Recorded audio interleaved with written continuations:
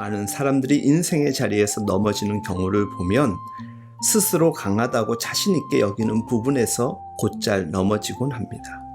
아브라함을 보십시오. 아브라함의 최고 강점이 무엇입니까? 바로 믿음입니다. 믿음의 조상 아브라함이 어디에서 넘어졌을까요?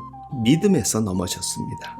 기근 때문에 아내와 애굽으로 내려간 아브라함은 그곳 사람들이 아내를 가리켜 다들 예쁘다고 하자 자기 목숨을 부지하기 위해서 아내를 자신의 누이라고 속였습니다. 믿음이 흔들렸음을 보여줍니다.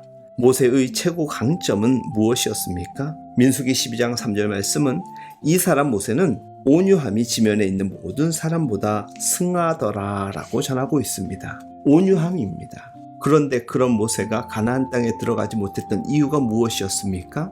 광야에서 이스라엘 백성들이 자꾸만 물을 달라고 하자 이성을 잃은 모세는 우리가 너희를 위하여 이 반석에서 물을 내랴 라고 하면서 하나님이 시키지도 않았는데 지팡이로 반석을 2번 쳐서 물이 솟아나게 했습니다. 온유하지 못하고 분노를 터뜨리고 말았습니다.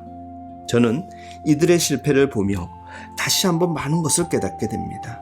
우리가 강하다고 여기는 부분이 어떻게 약할 수 있는지 정말 절실히 깨닫게 됩니다. 대부분 자기가 강하다고 생각하는 바로 그 부분에서 우리는 쉽게 넘어지곤 합니다. 그래서 누구에게나 겸손이 중요한 이유가 됩니다. 겸손하지 않으면 아무 일도 이룰 수 없습니다.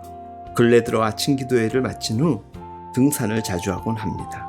암벽 사이로 생명을 이어가는 소나무들의 모습을 바라보며 그 크기는 분명 작은데 그 모습은 우리에게 놀라움과 감동을 줍니다. 사람들은 그 소나무들의 수명이 500년 이상 되었을 거라고 이야기들 하였습니다.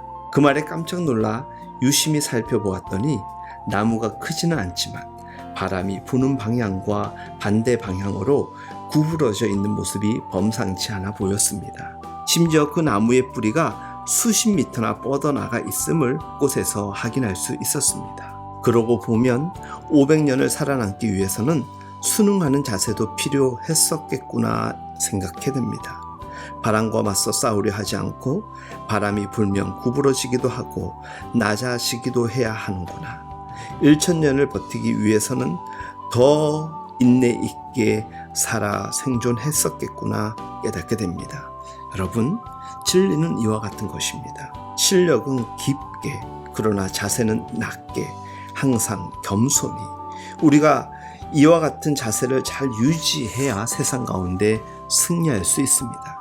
그러므로 하나님의 전신갑주로 무장된 사람은 뿌리를 강화시키는 일에 지체함이 없어야 하고 겉으로 드러난 자세는 항상 고두며 겸손해야 합니다. 하나님 앞에 자기 자신을 쳐서 복종해야 합니다. 오래가는 사람치고 겸손하지 않은 사람이 없습니다.